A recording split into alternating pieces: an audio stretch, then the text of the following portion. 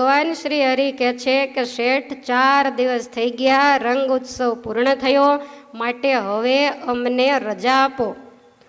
હમીર ખાચરને બોલાવ્યા. બધા જ ભક્તો અતિશય દુઃખી થયા. મહારાજ 4 દિવસ કેમ ગયા એની ખબર નથી, અમે બોટાદમાં છીએ એ અમને ખબર નથી રહે, જાણે કે અક્ષરધામ ઉતર્યું હોય એવો અમને સુખ અને આનંદ આવ્યો છે. પછી દેશ દેશના જે હરિભક્તો હતા એને મહારાજે પૂછ્યું કે તમે અહીંયા આવ્યા, આટલે દૂરથી ઘર બાર મૂકી અને સમયામાં આવ્યા, અહીંયા અમે રંગોત્સવ કર્યો, અનેક પ્રકારે કથા વાર્તા કરી, તો તમે એમાંથી કઈ વાતને ગ્રહણ કરી એ બધાય કયો. આ બહુ સારું કામ મહારાજે કે તમે આવ્યા, ખાલી રંગે રમ્યા, ભગાદોશીએ જમાડ્યું એ જમ્યા, ઉતારા પાગરણ વાપરી અને ઘર ભેગા થઈ જવાના છો કે કાંઈક ઉપદેશ લઈ જવાના છો? બોલો. મહારાજ કે કાંઈ સારું લાગ્યું હોય તો કયો, અમે તો સંતો અને ભક્તોના દર્શનને પરમ લાભ માનીએ છીએ. મહારાજ કે જુઓ, મોટામાં મોટો લાભ ઉત્સવ સમયાનો કયો? તો આટલા બધાય સંતો અને આટલા બધાય ભક્તોના દર્શન થાય. હવે કોઈ પણ જગ્યાએ મોટો સમયો થતો હોય અને તમારે વળી કંઈક એવું વ્યવહારિક કામ આવી જાય, આમ તો તમારો સ્વભાવ એવો હોય કે ધાર્મિક કામ હોય ને તો એમાં આઘું પાછું ચાલે, પણ વ્યવહારિક કામમાં ચાલે નહીં. એટલે એમ થાય કે કાંઈ ગઢડા કે વડતાલ જવું નથી અને અત્યારે ગીરદીમાં દર્શને ન થાય, પછી નિરાતે જઈને કરી આવશું. હવે પછી તમે ગઢપુર દર્શન કરવા જાઓ તો તમને કોના દર્શન થાય? ગોપીનાથજી મહારાજના થાય. 5-15 સાધુ સંતો હોય, હરિભક્તો હોય એના થાય. હવે સમયામાં હજારો અને લાખો ભક્તો આવ્યા હોય, પછી તમને એમ કહેવામાં આવે કે સમયામાં જેટલા આવ્યા હતા એ બધાના દર્શન કરી આવો, હું ગાડી ભાડું આપું. કેમ લાગે છે? તમે જોયું હતું ને, ક્યાં ક્યાં દૂર દેશોમાં કંકોત્રીઓ લખી હતી, 2 મહિના સુધી ચાલે ત્યારે પહોંચાય, એવા સ્થાનમાંથી પણ ભક્તો ઉત્સવ સમયે આવતા. તો એના દર્શન કરવા હોય તો એના ઘેર જઈને દર્શન કરો તો કેટલો ટાઈમ લાગે? અને આવા ભગવાનના ભક્તના દર્શન હંમેશા સમયામાં થાય. અને એટલા માટે સમયાનો આગ્રહ વધારે રાખવામાં આવે. ભલે હરિકૃષ્ણ મહારાજનો મુગટ જ દેખાય, પણ બીજા બધા સંતો, હરિભક્તો વગેરે કેટલાય દૈવી જીવાત્માઓના દર્શન થાય. સાંજે મંદિર વાળે ત્યારે એટલી બધી ચરણ રજ ભેગી થાય કે તમે ઘરે જાઓ તોય તમને મળે નહીં. કથા વાર્તાના મોટા પ્રસંગો હોય, તમે આટલા હરિભક્તો બેઠા છો, બધાને ઘરે જઈને કહો કે લાવો તમારી ચરણ રજ તો, અને અહીંયા સાંજે વાળે એટલે એની મેળે ભેગી થાય, કોઈની પાસે માગવી ન પડે. અને જુઓ, ભગવા કપડાં પહેર્યા હોય એને જ સાધુ અને ભગત કહેવાય એવું નથી. આપણા સત્સંગનો એવો પ્રતાપ છે. ગુણાતીતાનંદ સ્વામી કે અવતાર જેટલી સામર્થ્ય તો મહારાજે સત્સંગીના છોકરામાં મૂકી છે. હવે આ કોઈ નાની વાત નથી, ક્યાં અવતાર અને ક્યાં સત્સંગીના છોકરા.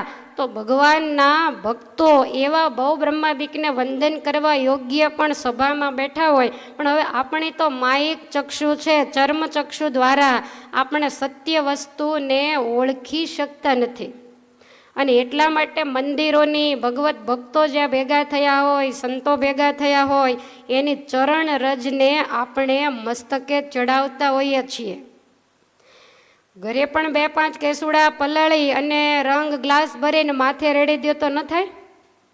પણ તમે કોઈ દી એવો પ્રયાસ કર્યો કે હાથે આવું કરીએ નહીં? ઠાકોરજી ભગવાનના ભક્તો જુઓ, સવારે બધા ઉપર કેટલો રંગ નાખ્યો અને તોય પાછા ભેગો કરતા નીચેથી ખોબા ભરીને માથે નાખે. આને જ સાચો મહિમા કહેવાય કે એમાં દરેક ભક્તોની ચરણ રજ એની અંદર આવેલી છે. એને માથે ચડાવો એ કચરો નથી, એને માથે ચડાવવો એ પણ જીવનનો એક મોકો છે. રહ્યા એટલા એ ચડાવ્યો, ઉતાવળા થઈને વૈયા ગયા, એ બધા રહી ગયા. ઘણા તો એક તાંસળો લઈ એને જતા રહ્યા. તો જીવનની અંદર જે લાભ લેવાના લખ્યા હોય એ ઓટોમેટિક મળે. અને નહીતર તો કેવું થાય કે અહીંયા રંગ ઉડાડવાની શરૂઆત થાય ત્યારે જ તમારે ઘરેથી ફોન આવે, તાત્કાલિક ઘરે આવો. એમાંય ગયા વગર છૂટકો નહીં. એટલે જેટલો લાભ નસીબમાં માંડ્યો હોય એટલો જ લેવાય. તમારે ઘણોય ના જવું હોય પણ કાંઈક દવાખાનાનું કામ આવ્યું તો અધૂરી માળા મૂકીને ભાગવું પડે. એટલે આ બધા જે લાભ છે જીવનના અમૂલ્ય અવસર કહેવામાં આવે છે. તો ભગવાન શ્રી હરિ કહે છે કે આટલા બધા સંતો અને ભક્તોના દર્શન એ જ જીવનનો પરમ લાભ અમે માન્યો છે. અને એ લાભ બધા એને મળે એટલા માટે અમે વર્ષમાં વારંવાર ઉત્સવો કરી અને બધાને તેડાવ્યા છીએ. મહારાજ કહે છે કે ભક્તો અતિ અંધારિયું ઘર હોય અને એની અંદર દીવાની વ્યવસ્થા ન હોય તો શું થાય? એકબીજા સાથે બધા ભટકાય. બીજું શું થાય?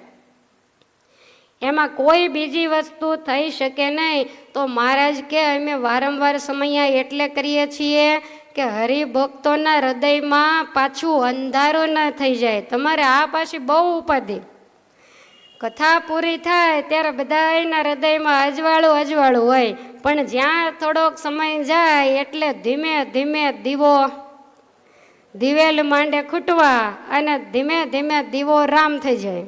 વળી પાછું એમ થાય કે નવું કોડિયું, નવી વાટ, નવી પાટ, નવું પુસ્તક, એનાય માણસો, એનાય વક્તા, વળી પાછું કાંઈક મંડાણ માંડીએ એટલે વળી પાછા દીવા થાય. તમારે એમ તો વાટોની છેડો બહુ સારી છે, દૂધવાળી નથી. આમ દીવાસળી અડાડીએ એટલે તરત થાય, પણ ઠરી પણ જાય છે. તો હવે તો ઓલા ઇલેક્ટ્રિક દીવા આવે છે ને, એવા કંઈક શોધવા પડશે કે લાંબો સમય સુધી, કારણ કે સેલ ખલાસ થાય એટલે પાછા એ દીવા પણ ધીમે ધીમે ડીમ પડી જાય અને બુજાઈ જાય. તો મહારાજ કે સમયા વિના અંતર અંધકાર રૂપ બની જાય છે. માટે સત્સંગની દ્રઢતા માટે ઉત્સવ સમયા અને કથા વાર્તાના અખાડા તો હોવા જ જોઈએ. જીવને ભગવાનને સંત હરિભક્ત વિનાનો જેટલો યોગ છે બધો કુસંગત છે. ગમે ત્યાં જઈને તમે બેઠા હો પણ ભગવાનની વાતો થતી હોય, ભગવાનના ભક્તો બેઠા હોય, સંતો બેઠા હોય, એને સત્સંગ કહેવાય. બાકી તમે જે કાંઈ વ્યવહારિક બીજી ત્રીજી હરવું ફરવું મોજ શોખ, આ કોઈ સત્સંગ નથી. વળી મહારાજ કહે છે કે સમયામાં સંતો ભક્તો ભેગા થાય ત્યારે સત્સંગને પોષણ મળે. એકબીજા પૂછે કયા ગામના, તમારે ત્યાં મંદિર છે, તમે કથા વાર્તા કરો છો, તમારે ત્યાં સંતો આવે છે. ત્યારે એ લોકો કહે કે જો સંતો બધે આવી ન શકે, અમે તો અમારી જાતે સત્સંગ કરીએ, સાંજે નિત્ય નિયમ કરીએ, એકાદશીએ અમે ધૂન કીર્તન વગેરે કરીએ. પછી એક વ્યક્તિ વાંચે અને બીજા સાંભળતા માળા ફેરવીએ, પ્રશ્નોત્તર કરીએ. ત્યારે બીજાને એમ થાય કે તો આપણે એવું કરવું જોઈએ, આપણે એવું નથી કરતા. એવી રીતે અંદરો અંદર વાતચીત થાય તો એકબીજાને સમાસ થાય અને અંતરમાં અજવાળા થાય, સત્સંગને પોષણ મળે. મહારાજ કે સમયાનો કેપ 6 મહિના 12 મહિના સુધી રહે. આ તો બહુ સારો કહેવાય. પછી ફરીને જો સમયો કરવામાં ન આવે તો કેફ ધીમે ધીમે ઉતરી જાય. અફીણનો બંધાણી અફીણ પીવે અને બરાબરનો કોંટો ચડે ત્યારે કાંઈક જુદો લાગે, અને એ કોંટો બિલકુલ જ્યારે ઉતરી જાય ત્યારે કાંઈક જુદો લાગે. નિત્ય સંત સમાગમ ન મળે તો આગળ ઉપર જિંદગીની ખુવારી વધી જાય અને મન દગો દે છે. કાયમ સાધુ સમજાવતા રહે ને તો મન આપણને સમજાવવાનો પ્રયાસ ઓછો કરે. સાધુ સમજાવતા બંધ થાય, સાધુ સંતો આગળ જતા ઓછા થઈએ એટલે ધીમે ધીમે આપણું મન છે ને એ આપણો ગુરુ બનવા માંડે અને આપણને ધીમે ધીમે ઢીલા પાડી અને અવળે માર્ગે લઈ જાય. એટલે કાયમ યોગ જોઈએ.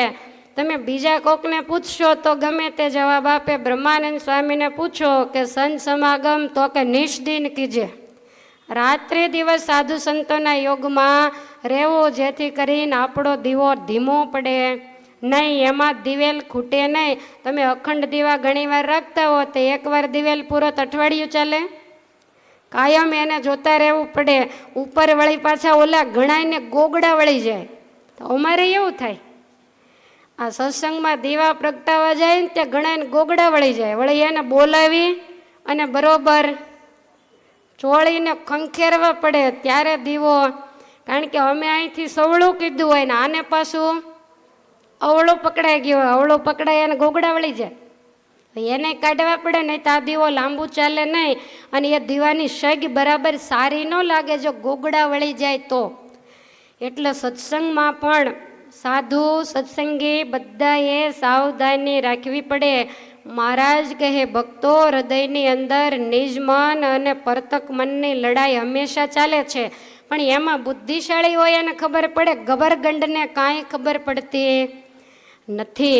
શાંતિથી તમે બેઠા હો ને તો અંદર તમે જોજો નિજ મન છે એ ભગવાન તરફ જવાનો વિચાર કરે ને પરતક મન છે ને એ તમને જુદા જુદા સંસારના વિચારો તરફ લઈ જાય. તમે માનસી પૂજા કરવા બેઠા હો ને ત્યારે નિજ મને બેસાડ્યા હોય, પણ માનસી કરતા કરતા તમે કંઈક બીજા વિચારે ચડી જાઓ ત્યારે સમજી લેવાનું કે આ પરતક મન ચડી બેઠું છે.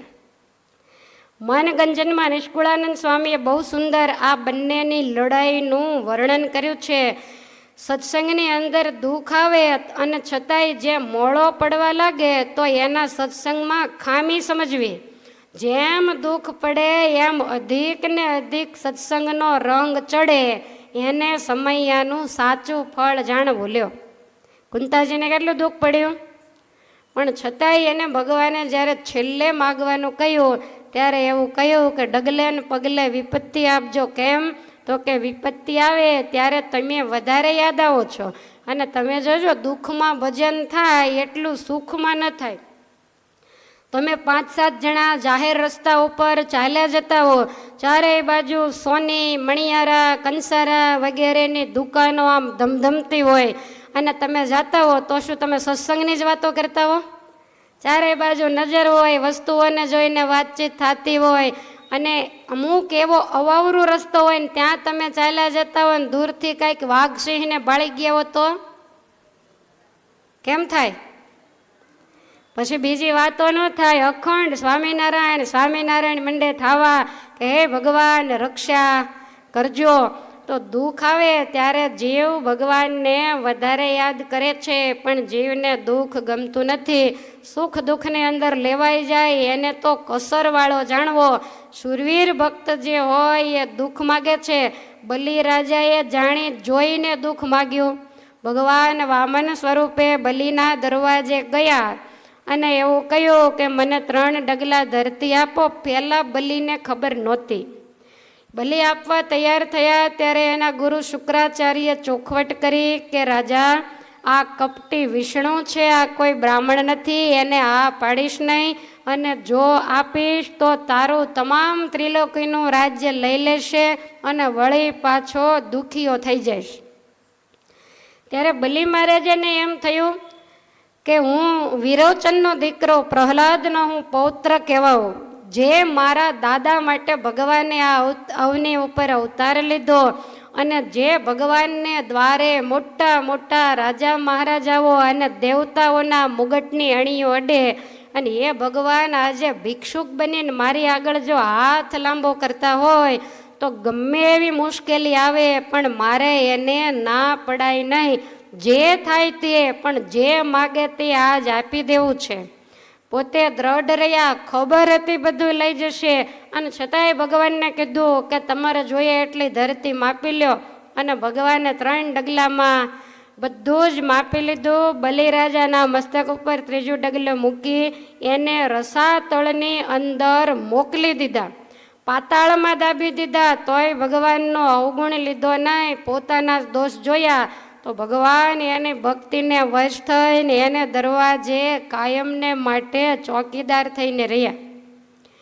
ભગવાને રાજ લઈ લીધું પણ એને પુરુષોત્તમ પોતે વશ થઈ ગયા. માટે સત્સંગ હોય એનો આત્મા માયિક દુઃખની અંદર ક્યારેય પણ મોળો પડતો નથી. આવી રીતે ભગવાન શ્રી હરિએ બધાઈને ઉપદેશ આપ્યો, અને છેલ્લે ભગવાન બધાઈને ભલામણ કરે છે કે પછી સૌ જનને કહે માઓ પોત પોતાને ગામ સીધાઓ. પછી સૌ જનને કહે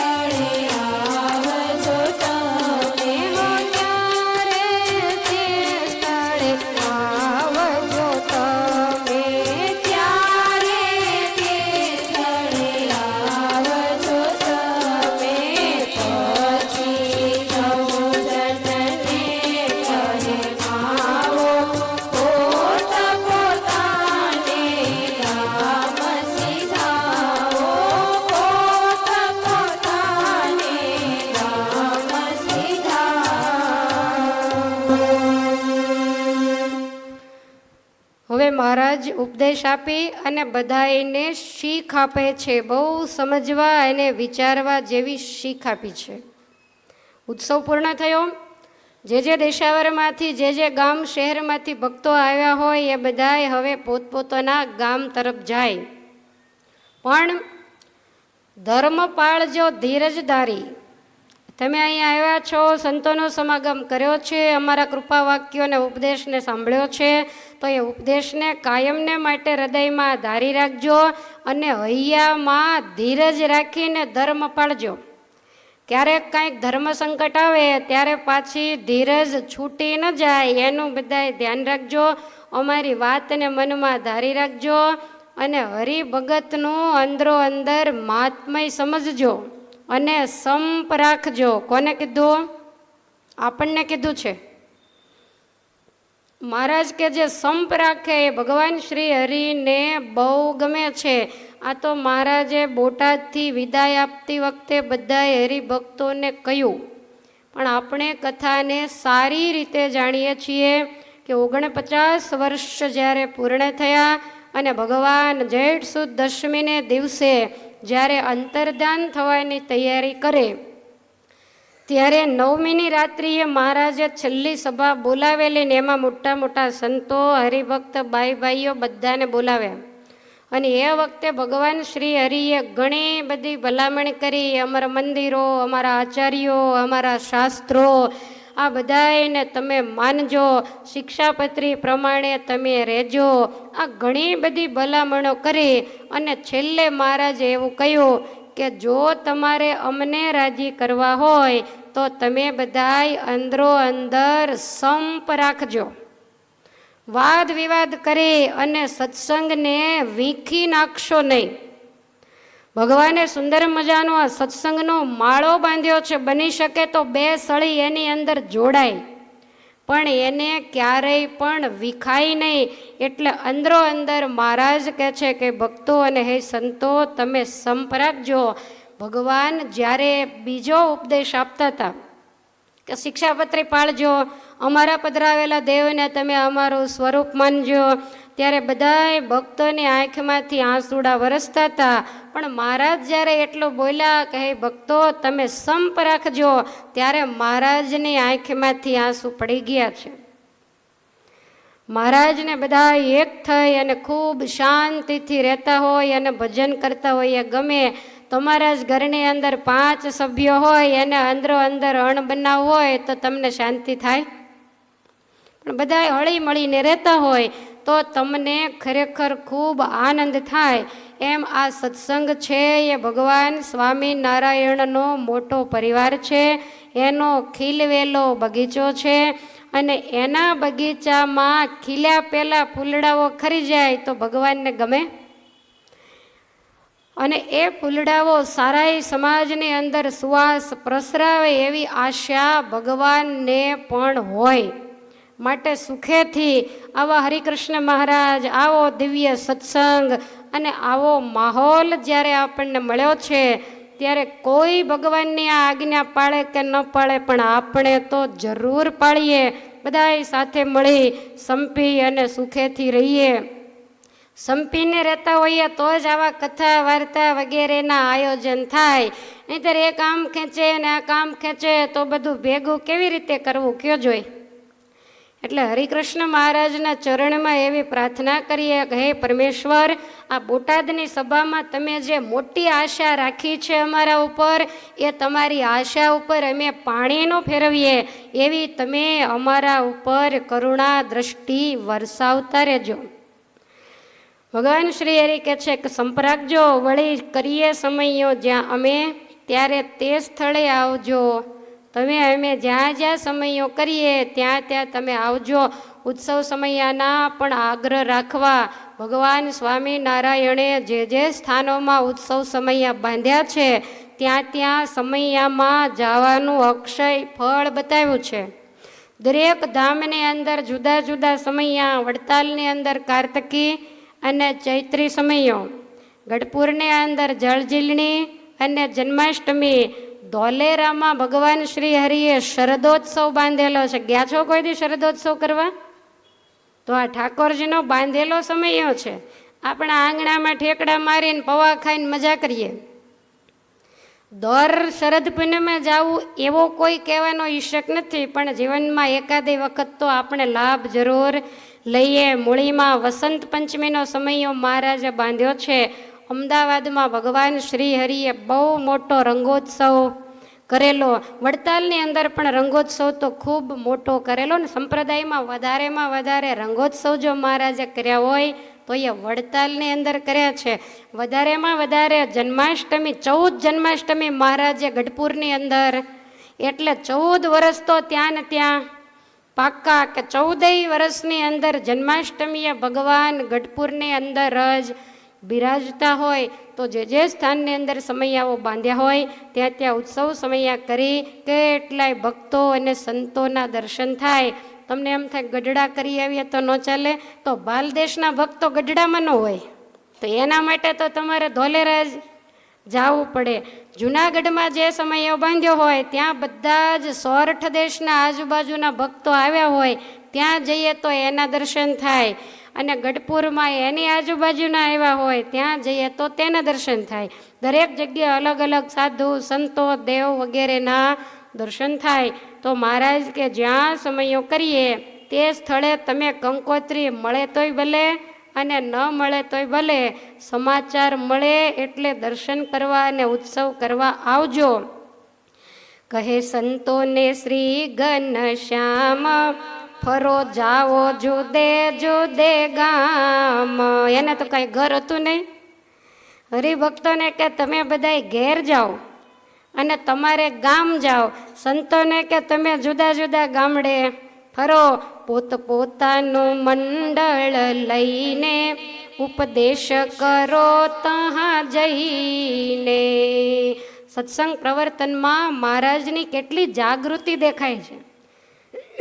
એટલો ઉપદેશ કર્યો અને હરિભગત હજી ઘરે પહોંચે ત્યાં તો પાછળ સાધુના મંડળ મોકલી દીધા કે વ્યવહારનું ભલું પૂછો, જીવ ગૂંચવાઈ જાય ને ગૂંચવાય ત્યાર પહેલાં સંતો પહોંચી જાય તો એને ગૂંચવાવા દે જ નહીં.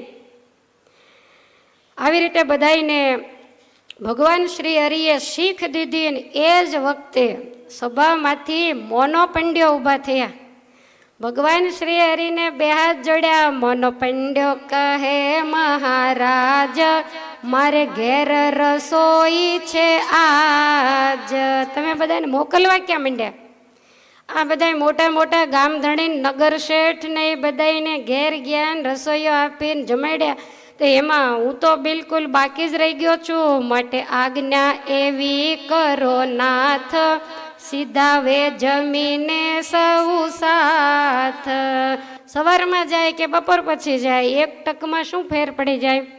માટે મહારાજ બધાને રોકી રાખો. બપોરે મારે ત્યાં ભોજન કરી અને બધાએ જવાનું છે. જાતે બ્રાહ્મણ છે અને છતાંય આટલા મોટા સંઘને જમાડવાનું બીડું એણે ઝડપ્યું. મહારાજે એનો ભાવ જોઈ અને બધા એને રોક્યા છે. મહારાજ સંતોને કહે છે કે તમે ગાવણું કરો.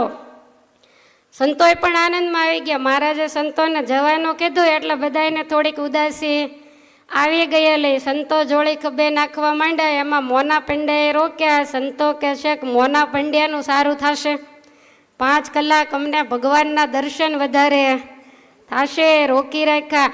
દાદા ખાચર જ્યારે એમ કહે ને કે મહારાજ સંતોને રોકો એટલે સંતો દાદાને બહુ આશીર્વાદ આપે કે અમારે બીજી કોઈ ઈચ્છા નથી, પણ ભગવાન ભેગું રહેવાય, એના દર્શન થાય એ જ અમને આશા હોય. સંતો તો એટલા બધા મોજમાં આવી ગયા અને કીર્તનો ગાવા લાગ્યા. શાને હવે રાખો છાની વાલીડા, મૂર્તિ તમારી મન માની રે.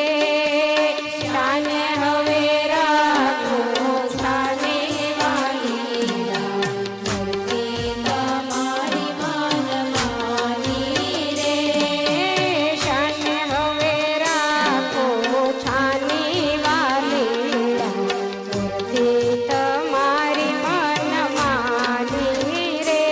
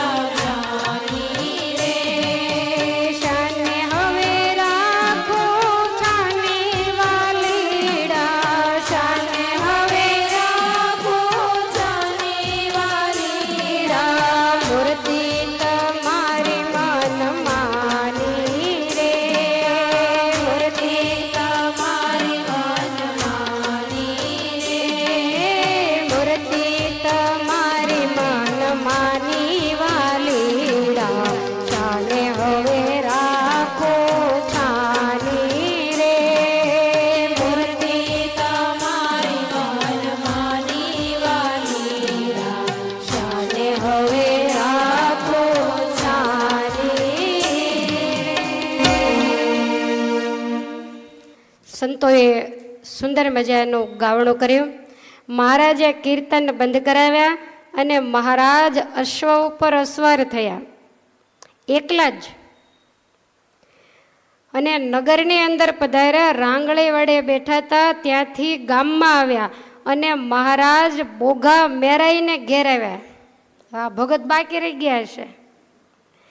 હવે એને ઘેર આવી એના પૂર્વ દ્વારના ઓરડાની ઓસરીએ પલંગ ઢાળેલો હતો, ત્યાં બિરાજ્યા અને વણ તેડે વાલાએ એનું ઘર આજ પવિત્ર કર્યું. હવે આશ્ચર્યની વાત તો એ કે બોઘા મેરાય તો ત્યાં સભામાં બેઠા છે અને મહારાજ એને ઘેર ગયા. હવે એ વખતે ભગવાન શ્રી હરિને જોયા નહીં એટલે બોઘા મેરાએ કોઈને પૂછ્યું તો કહ્યું કે મહારાજ તો ગામમાં ગયા છે. એટલે બોઘા મેરાએ વિચાર કરે કે મહારાજ ક્યાં ગયા હશે. ત્યાં તો એના ઘર પાસે માણકી ઊભેલી. જ્યાં અંદર ગયા ત્યાં તો મહારાજ ઢોલિયા ઉપર બેઠા છે, એના ઘરના સભ્યો બધા આજુબાજુમાં વીંટળાઈને બેઠા છે ને મહારાજ એની સાથે વાતો કરે. મેરાઈ કે અરે મહારાજ હું તો તમને ક્યારનો શોધું છું. મહારાજ કે અમને યાદ આવી ગયું, થાળને થોડીક વાર છે ને તમે અમને કીધેલું પ્રભુ મારું ઘર બાકી રહી ગયું છે, તે આજ અમે તમારે ઘેર આવ્યા છીએ. મેરાઈ બહુ રાજી થયા, ભગવાનને સુંદર વસ્ત્રો ભેટ કર્યા અને ભગવાનનું પૂજન કરી મહારાજની આરતી કરી. ત્યાં તો મોનો પંડ્યો માંડ્યા મહારાજને ગોતવા, કા થાળ થઈ ગયો છે ને પ્રભુ ગયા ક્યાં. કે એને સમાચાર મળ્યા કે મહારાજ તો મેરાઈને ત્યાં જઈને બેઠા છે. આપણા મહિલા મંદિરની પ્રદક્ષિણામાં ઠાકોરજીની ડાબી બાજુએ 2 થાંભલીઓ છે.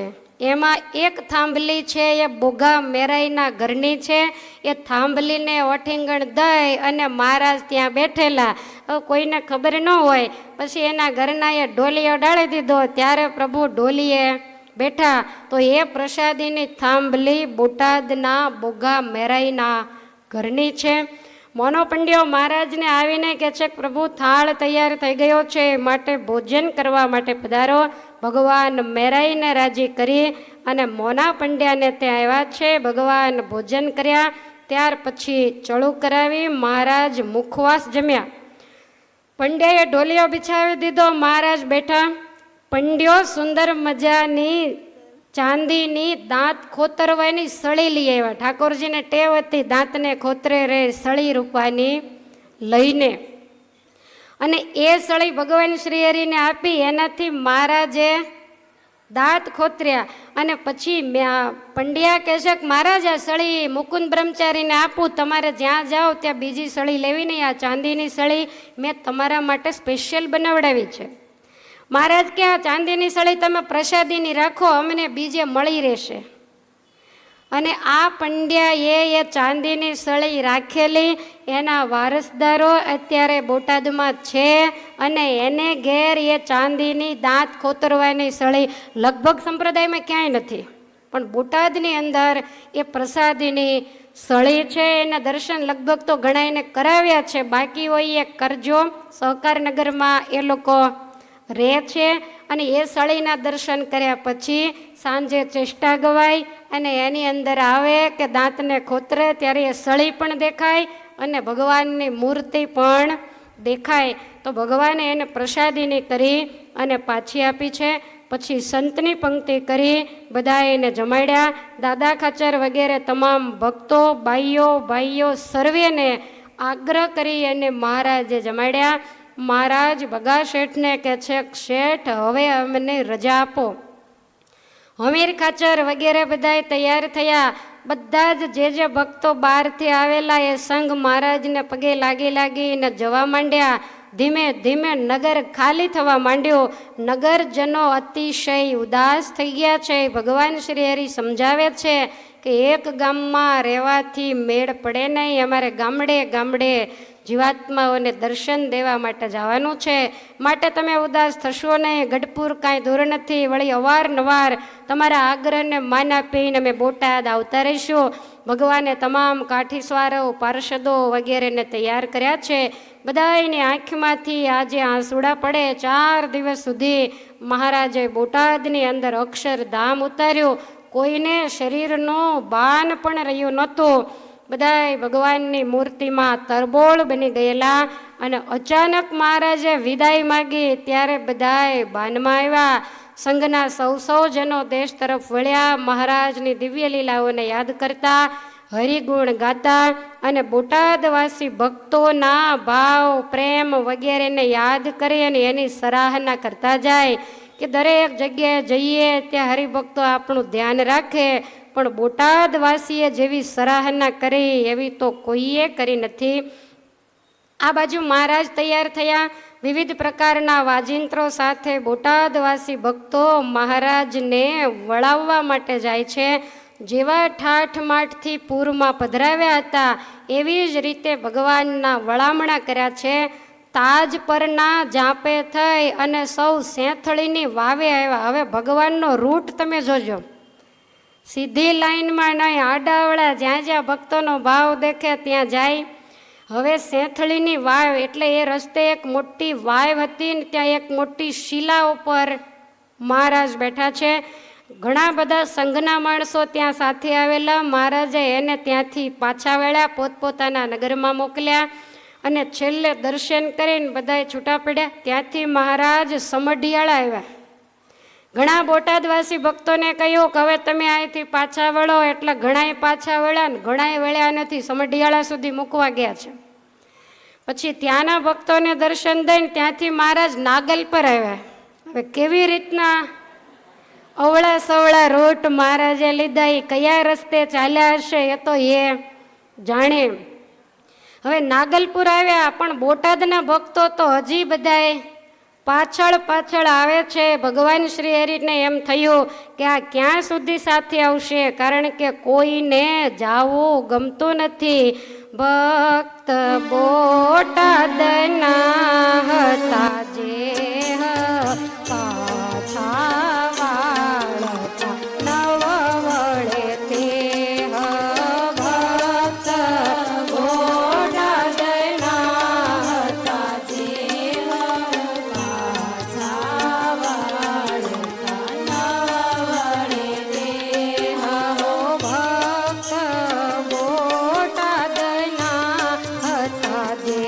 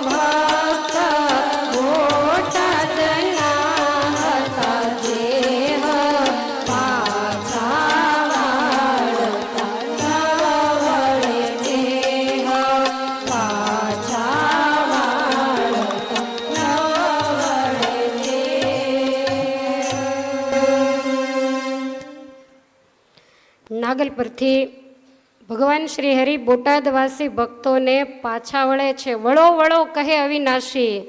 મહારાજ વારંવાર કહે છે કે હવે તમે પાછા વળી જાઓ. સાંભળતા બધા ઉદાસ થયા છે. ભગવાનના વિયોગમાં કોઈ ધીરજ ધરી શકતા નથી. દરેકને આંખમાં આંસુડા આવ્યા છે. ગદગદ કંઠે ભગવાનને પ્રાર્થના કરે છે કે હે પરમેશ્વર, ફરીને દર્શન દેવા ક્યારે પધારશો? વિહારીલાલજી મહારાજના શબ્દો છે. બોટાદવાસીને જેવો ભગવાનમાં પ્રેમ છે, મોટા મોટા ઋષિમુનિઓ એવી પ્રાર્થના કરે કે જેવો બોટાદવાસીને તમારામાં પ્રેમ છે એવી જ ભક્તિ અને પ્રીતિ હે પરમેશ્વર અમને પણ તમે આપજો. મહારાજે દરેકને ખૂબ ધીરજ આપી અને બધાઈને પાછા વળાવ્યા. ભગવાન શ્રી હરિએ ઘોડીને દોડાવી, પણ સાથે જે દરબારો છે એની સાથે મહારાજ વાતો કરતા જાય કે બોટાદવાસીઓનો પ્રેમ એના જેવો બીજા કોઈનો નહીં. જ્યાં સુધી ભગવાનની માણકી જતી દેખાણી ત્યાં સુધી બધા સામે સામે જોઈ રહ્યા છે અને તમામ ભક્તો રુદન કરતા પાછા વળ્યા છે. ભગવાન શ્રી હરિ ત્યાંથી ગઢપુર પધાર્યા છે. ભક્તોને બોટાદને માર્ગે જતા ઉતાવળા કોઈના પગ ઉપડતા નથી. મહારાજની એ મરમાળી રંગ ભરેલી મૂર્તિ દરેકને યાદ આવ્યા કરે. વારે વારે પાછું વળી અને ગઢડા તરફ જોયા કરે છે. અલૌકિક ભગવાનની લીલાઓ, કરુણા દ્રષ્ટિ, ભગવાનની એ મીઠી વાણી બધાએ સંભાળતા ભારે હૈયે ઘર તરફ જાય છે અને મન તો એમ જ કહે છે કે ક્યારે હવે મળશું મારા ડોલરિયાજી સુખદેણને. આ રીતે યાદ કરતા બધાએ પાછા બોટાદ આવ્યા છે. રંગોત્સવની જે લીલા એનું સમાપન કરતા વિહારીલાલજી મહારાજ એવું લખે છે કે લીલા બોટાદમાં કરી જે સર્વે સત્સંગી સંભારે તે જાતા વળતા બોટાદ મોજાર વિચર્યા છે પ્રભુ ઘણીવાર. જાતા અને વળતા બોટાદ આવે એટલે ભક્તો આગ્રહ કરી અને મહારાજને રોકે. ગમે તે બાજુ જવું હોય તો બોટાદ તો વચ્ચે આવે જ. સારંગપુર જાય તોય ભલે, ધોલેરા જાય તોય ભલે, અમદાવાદ જાય, વડતાલ જાય, વચ્ચે બોટાદ આવે એટલે ભગાદોશી વગેરેને સમાચાર મળે એટલે આગ્રહ કરે પ્રભુ એક દિવસ રોકાતા જાઓ, થાળ જમતા જાઓ. અને ભગવાન શ્રી હરિ રોકાતાની એવી જ ટેવ શિવલાલબાઈને પણ હતી. મહારાજ જતા રહ્યા પછી નંદ સંતોના મંડળ એ જ રસ્તેથી નીકળે અને શિવલાલભાઈએ બધાને કહી દીધેલો કે અમારા સાધુને આવતા કે જતા જુઓ તો મને પેઢીએ તરત સમાચાર દેવા. દૂરથી બોટાદની સીમમાં સંતોનું મંડળ આવતું હોય ને શિવલાલભાઈને ખ્યાલ આવે એ પગમાં પગરખા પહેરવાય ઊભા રહે નહીં અને રસ્તા વચ્ચે આડા ઉતરીને દંડવટ કરે સ્વામી મારે ઘેર પધારો, થાળ જમીને પછી જાજો. એટલે સંતોના દરેક મંડળ બોટાદની અંદર વિશ્રામ કરે. ગામ બોટાદની રજ જે છે પ્રભુજીની ચરણ રજ તે છે. મહિમા પ્રભુનો મનમાં ધરશે જાત્રા બોટાદની તે તો કરશે. લીલા બોટાદની સુણે જે પળમાં થાય પાવન તે. શાસ્ત્રોની અંદર કેટલો મહિમા લખ્યો છે કે બોટાદની એક એક રજ એ ભગવાનની પ્રસાદીની ચરણ રજ છે. જે બોટાદની યાત્રા કરશે, બોટાદની લીલાઓને જે સાંભળશે એ પળમાં પવિત્ર થશે. સત્સંગમાં દ્રઢમતી થાય પાપ તેના તે તો બળી જાય.